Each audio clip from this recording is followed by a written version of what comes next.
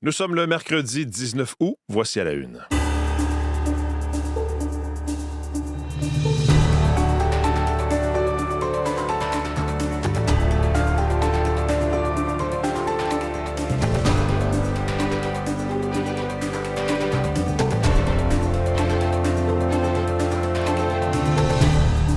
Bonjour, bon début de journée, Mathieu Bellumeur au microphone en ce mercredi 19 août. Bienvenue à cette nouvelle édition d'À la Une. J'espère que vous allez bien ce matin. Merci d'être avec nous.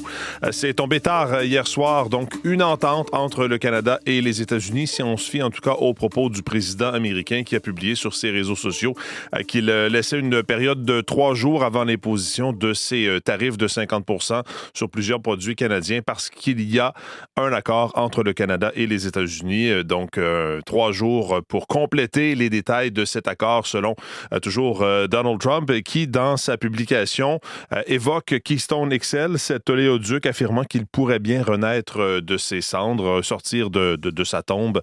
Enfin, qu'est-ce que ça veut dire? Quels sont les détails de cette entente-là?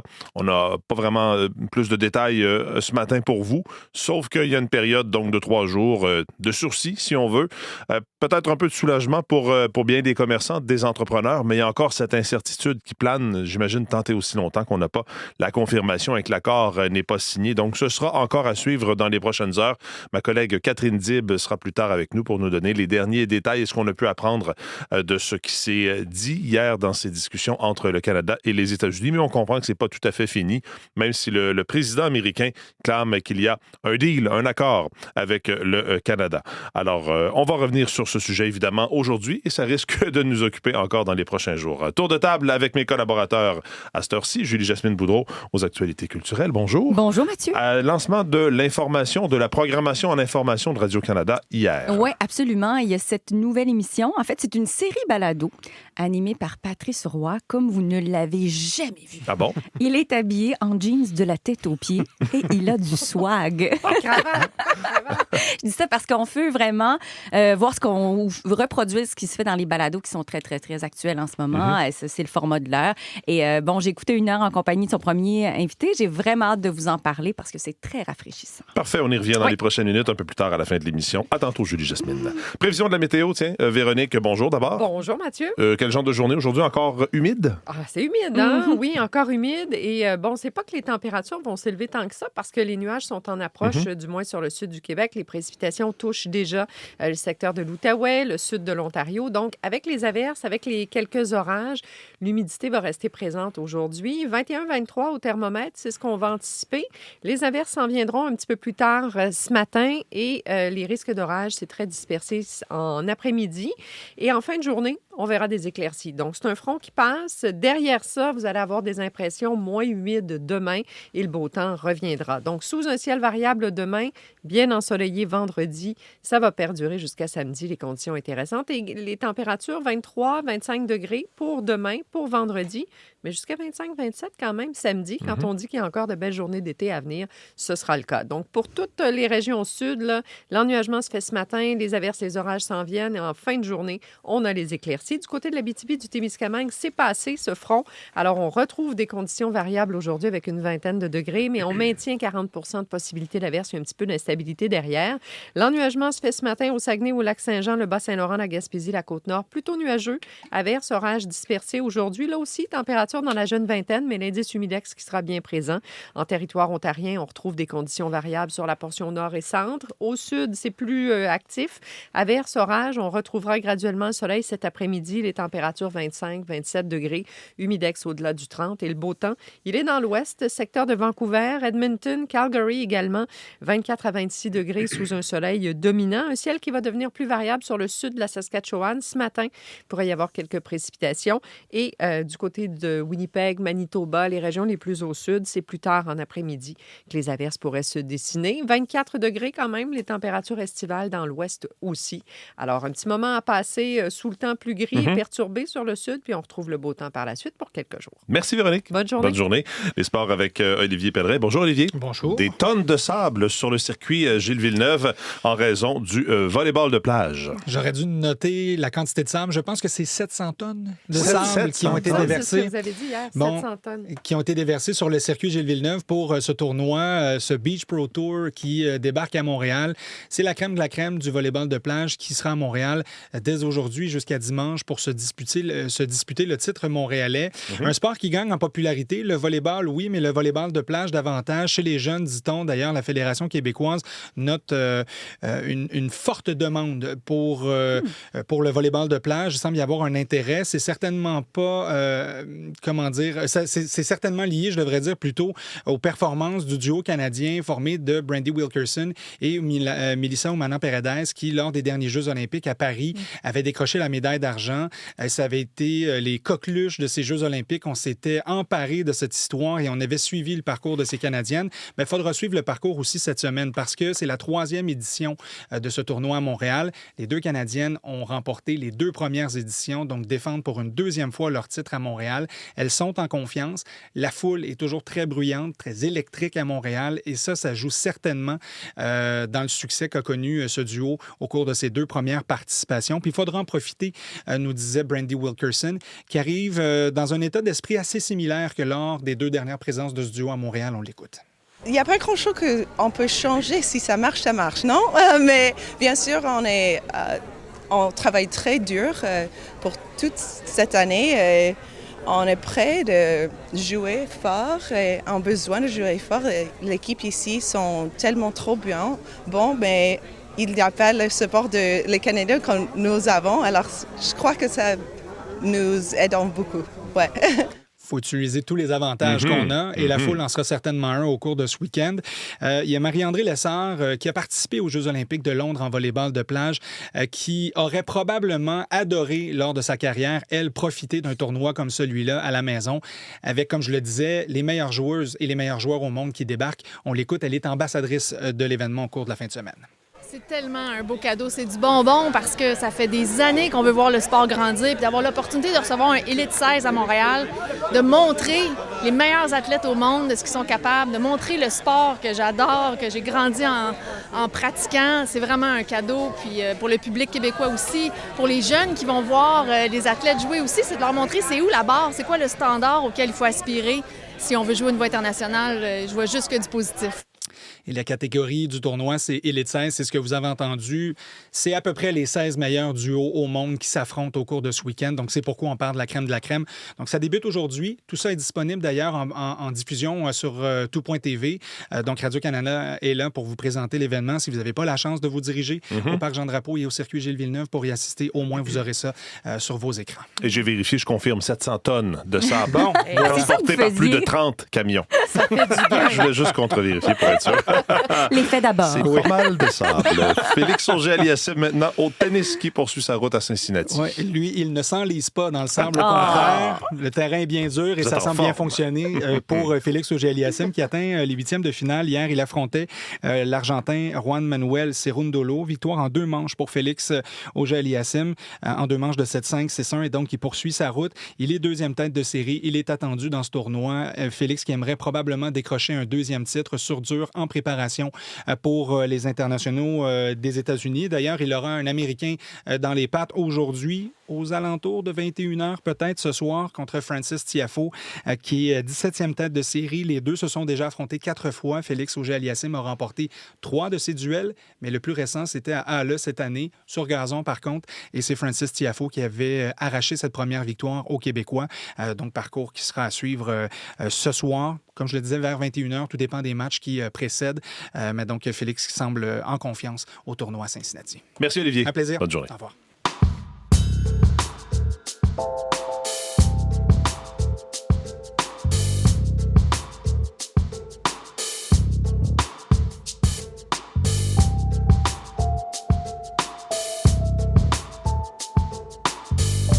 À la une des différents quotidiens ce matin, vous vous doutez bien qu'il est question de cette entente ou de ce sursis. Bon, le président américain parle d'une entente avec le Canada, donne un autre 3 jours avant l'imposition de tarifs pour compléter les derniers détails. Évidemment que ça retient l'attention. C'est entre autres la une du Globe and Mail qui nous parle aussi en première page de référendum en évoquant et en revenant sur cette nouvelle d'hier sur le chef du Parti québécois, Paul Saint-Pierre Plamondon, qui va aller de l'avant avec un référendum sur la séparation région du Québec, mais une fois que Donald Trump ne sera plus le locataire de la Maison-Blanche. Et il est également question de référendum en Alberta et la première ministre de l'Alberta, Danielle Smith, qui a reconnu que le référendum de la province sur la séparation faisait l'objet de campagnes d'influence étrangère. Il y a eu des chercheurs canadiens qui ont publié cette semaine des données sur une cyberopération russe particulièrement qui se concentre sur ce débat controversé. C'est une opération, nous dit le Globe, qui est connue sous le nom de Pravda Network, connue des gouvernements occidentaux d'ailleurs pour cibler justement des débats politiques sensibles dans le but de semer des divisions, d'attiser également les dissensions en diffusant du contenu faux, du contenu trompeur. La première ministre albertaine qui a déclaré tard lundi qu'elle avait également informé le SCRC, qu'elle avait été informée par le SCRS et la GRC de tentatives justement d'influencer le référendum du 19 octobre et que c'était préoccupant. Vous avez les détails à lire dans le Globe and Mail de ce matin. La Presse Plus revient aussi sur cet accord ou sur ce sursis de 3 jours avant l'imposition de tarifs de la part de l'administration américaine. On va y revenir dans les prochaines minutes. Mais Mylène Crête nous parle dans la presse d'une pétition qui demande l'expulsion de l'ambassadeur américain, de l'ambassadeur des États-Unis au Canada, Pete Hoekstra, une pétition électronique qui a été signée par près de 250 000 Canadiens, ce qui ajoute bien sûr aux tensions entre les deux pays. Le gouvernement Carney, lui, reste muet à cet effet. Du côté de l'ambassade, on dit avoir pris connaissance de cette pétition sans faire plus de commentaires. Ce serait quand même étonnant qu'une pétition ait raison de l'ambassadeur des États-Unis au Canada. La principale raison pour laquelle on ne peut pas l'expulser, c'est que ça entraînerait immédiatement l'expulsion de l'ambassadeur canadien de Washington. C'est toujours une question de réciprocité, dit Guy Saint-Jacques, ancien ambassadeur du Canada en Chine, qui a été consulté par la presse. En une du Devoir, on revient sur ce séisme en Indonésie. Plus de 40 000 déplacés après le séisme qui a touché l'Indonésie samedi. Un bilan donc qui a considérablement augmenté. On parle d'un bilan provisoire des victimes de 70. Donc on revient sur cet élément dans le Devoir. Et on parle également d'éducation quand les insultes et le racisme nuisent à la rétention des profs. Au Québec, écrit le Devoir, nombre d'enseignants issus de la diversité écopent de l'intolérance des élèves. Des élèves du secondaire, on donne cet exemple, qui ont été suspendus le mois dernier d'un cours de reprise offert par une école privée montréalaise après avoir insulté leur enseignant, en plus d'avoir tenu des propos racistes et dégradants, selon ce qu'a appris le Devoir. C'est une situation qui témoigne des défis que rencontrent plusieurs enseignants racisés au Québec, dont la rétention dans nos écoles est pourtant essentielle. C'est ce que soulève une série d'intervenants. Donc, vous avez des détails, des témoignages en une du Devoir de ce matin. Dans le Journal de Montréal, des chirurgies bariatriques pour adolescents. L'hôpital de Montréal pour enfants, apprend-on, est le premier établissement québécois à faire ce genre d'intervention. On parle de 15 à 30 opérations par année. En mai dernier, l'hôpital de Montréal pour enfants, qui est devenu le premier établissement pédiatrique au Québec et seulement le deuxième au Canada à mener à l'interne des interventions bariatriques. On parle donc évidemment d'une intervention importante qui permet une perte de poids, mais aussi de soigner des maladies liées à l'obésité, comme le diabète de type 2. Il doit y avoir un accompagnement important, peut-on lire dans le Journal de Montréal de ce matin, s'assurer par exemple que l'adolescent a le niveau de maturité requis, un bon environnement familial également, des changements dans, évidemment, ses pratiques nutritionnelles. Vous pourrez lire des détails en une du Journal de Montréal de ce matin. Et puis, je termine avec le site de Radio-Canada, mon collègue Gaëtan Pouliot, qui revient sur cette affaire de sirop d'érable falsifié.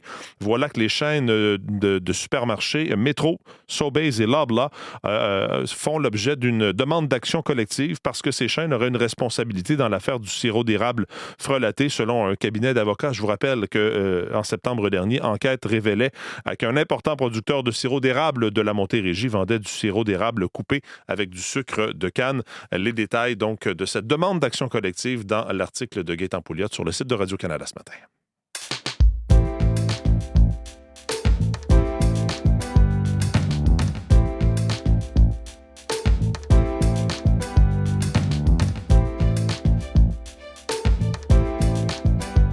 Donc, ces tarifs de 50 devaient entrer à minuit 1 précisément, sur tout un éventail de produits canadiens. Finalement, il y a un sursis de 3 jours. Le président américain lui parle d'un accord qui a été conclu entre le Canada et les États-Unis, mais on veut finaliser les derniers détails avant de lever cette menace d'imposition de tarifs. C'est ma collègue Catherine Dib qui est en studio pour faire le point ce matin. Bonjour Catherine. Bonjour, alors, que dit-on d'abord du côté d'Ottawa à la suite de ce développement là, au cours de la soirée d'hier?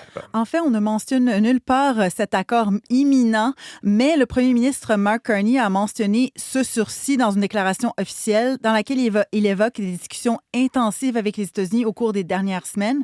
Voici ce que le professeur en droit international économique de l'Université Laval, Richard Ouellette, saisit de cette période de 3 jours additionnels. Mon hypothèse, c'est qu'on n'est pas très loin, finalement. On s'est peut-être rapproché d'un accord. Ce qui semble diviser les parties, c'est la baisse des tarifs douaniers auxquels les États-Unis concèdent, que les États-Unis concèdent. Est-ce qu'ils passent d'abord pour les tarifs 338, là, ceux qu'ils menacent d'appliquer, est-ce qu'on les a ramenés à zéro?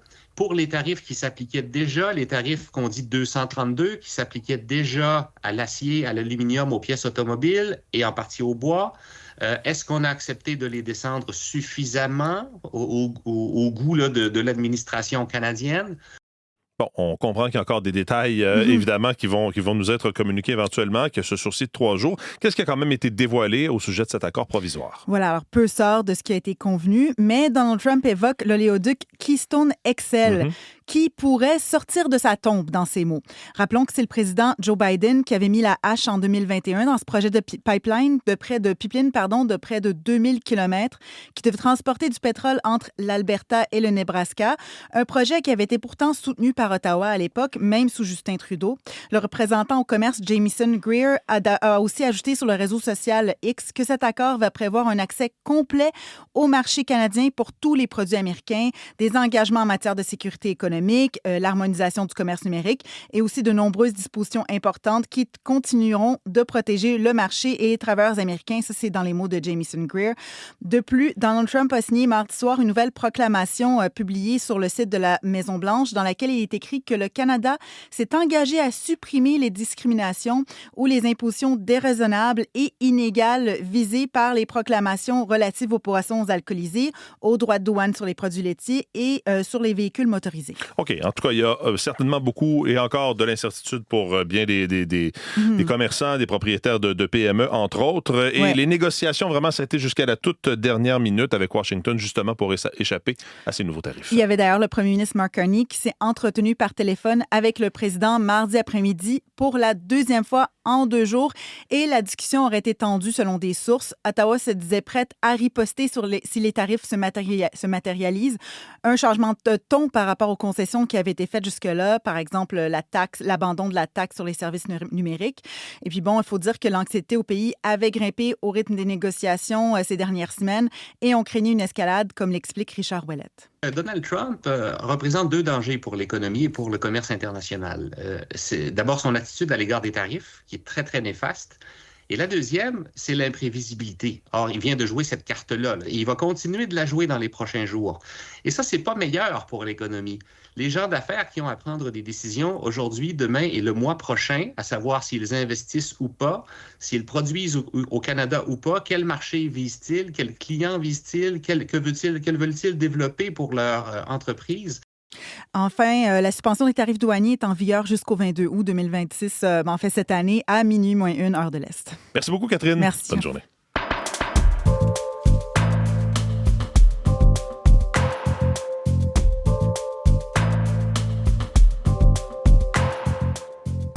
L'Internet a changé notre existence. Fait que si t'avais 17-18 ans, en 2016-17, ben tu te serais parti une chaîne YouTube. Tu as dit que tu écoutais à 1.5 la vitesse accélérée, mais mes bulletins, ça va plus vite. Les panels. Je les écoute à 1.5 sur YouTube, le panel politique. Je suis un grand fan. Il écoute les panels en accéléré. C'est un extrait d'une toute nouvelle série balado, Julie Jasmine, animée par Patrice Roy, qui est disponible à partir de maintenant. C'est maintenant. Vous allez retrouver ça sans surprise sur YouTube, sur audio aussi et sur Tout TV, donc pas à la télé traditionnelle, un peu plus tard durant la saison, probablement. Ça s'appelle Hors des ondes. Et aux 2 semaines, on va recevoir un invité dans un mode conversationnel et décontracté. Et là, c'est la rencontre de deux mondes dans ce que vous avez entendu. C'est hyper intéressant. C'est Mounir Kadouri, dit le maire de Laval. C'est un YouTuber, c'est un créateur de contenu. Lui, il est suivi par 100 000 personnes sur les réseaux sociaux. Et il fait de l'info, mais quand même proche de l'opinion et aussi dans le divertissement. Et son monde va rencontrer celui de Patrice Roy, journaliste rigoureux, chevronné, biberonné aux normes et pratiques journalistiques. Et ils vont discuter d'objectivité à l'ère des médias numériques. C'est tellement intéressant, c'est tellement du bonbon, cette conversation-là. Un qui s'inquiète de la neutralité et l'autre qui dit, moi, je me remets à l'intelligence du public. Alors, je vous laisse deviner lequel et de quel côté. Ensemble, ils vont parler de télé traditionnelle, des jeunes qui n'y sont plus et pourquoi, de souveraineté, parce que le YouTuber est ouvertement souverainiste, mais va quand même couvrir la campagne électorale. Alors, comment tout ça peut teinter finalement son contenu? Bref, ça dure à peu près 1 heure. Dans les formats habituels de Patrice Roy, c'est souvent des entrevues de 2 à 5 minutes. Alors, ça peut être plus simple peut-être d'être bon en 2 à 5 minutes, mais là, imaginez pendant 1 heure. Et ça, pendant 1 heure, c'était plaisant à écouter. Il y aura Chantal Hébert qui va passer à ce micro-là, Florence Lompré, Mike Ward, Raphaël Jacob. Alors voilà, c'est sur YouTube, sur audio et sur Tout TV. Ça s'appelle Hors des ondes. Oui, quand on n'a pas le cadre du temps imposé par la télé plus traditionnelle, évidemment, on peut aller plus loin dans la réflexion et la discussion. Céline Dion à Paris, ça s'en vient, c'est dans un mois et elle fait la une de magazine aujourd'hui. Le Harper's Bazaar. Alors, elle est en une de ce magazine mode. Elle se dit prête à remonter sur scène. Elle dit, ça fait tellement longtemps que je vais offrir au public quelque chose pour leur montrer à quel point ils m'ont manqué. Et là, elle est en mode préparation. 90 minutes de pilates, 3 fois par semaine, des cours de danse. Elle dit, c'est vraiment pas une option de ne pas me produire. Alors, tout ça, elle s'entraîne évidemment pour aller chercher de la souplesse parce qu'on la connaît. Et on sait qu'elle est atteinte du syndrome de la personne raide. Alors, voilà des nouvelles de Céline Dion. Et puis un petit mot en terminant sur Oliver Jones, dernier hommage à partir d'aujourd'hui. Exactement. Le pianiste jazz d'exception nous a quittés le 22 juillet dernier à 91 ans. Il y a la chapelle ardente aujourd'hui. Ça se passe dans le hall de l'Hôtel de Ville de Montréal. Et demain, il y aura la cérémonie funéraire. C'est dans le quartier Petite-Bourgogne. C'est ouvert au public. C'est en après-midi. Il y aura des écrans géants à l'extérieur. Merci beaucoup, Julie Jasmine. Ça fait plaisir. Bonne journée. Et sur ces quelques notes du pianiste Oliver Jones, Marie-Michel Borduas est en studio. Bonjour Marie-Michel. Bonjour Mathieu. À surveiller aujourd'hui Québec qui veut avoir son mot à dire concernant les factures d'électricité impayées par certains membres des Premières Nations. Le gouvernement demande à Hydro-Québec de le consulter avant qu'une décision soit prise pour effacer ou non les dettes. Selon nos sources, la Société d'État estime ces impayés à plus de 250 millions de dollars. Texte complet de Thomas Gerbet à lire sur notre site web ce matin. Puis on s'intéresse aussi ce matin à l'agriculture verticale. Oui, c'est notre correspondant en Asie, Philippe Leblanc, qui nous en dit davantage sur la plus haute ferme verticale du monde. Ici, au Canada, le secteur est émergent, mais à Singapour, il y a une ferme géante qui vise à assurer, en fait, la sécurité alimentaire. Le complexe qui mise sur les robots et l'intelligence artificielle. Il faut dire que Singapour importe environ 90 de sa nourriture. Donc, la question de la sécurité alimentaire, elle est importante. Reportage à entendre, entre autres, dans nos radios-journaux. Merci beaucoup, Marie-Michel. Bonne journée. Bonne journée. Voilà pour cette édition d'À la Une. Vos équipes du matin prennent le relais dans les prochaines secondes. Je vous souhaite une très belle journée. À demain.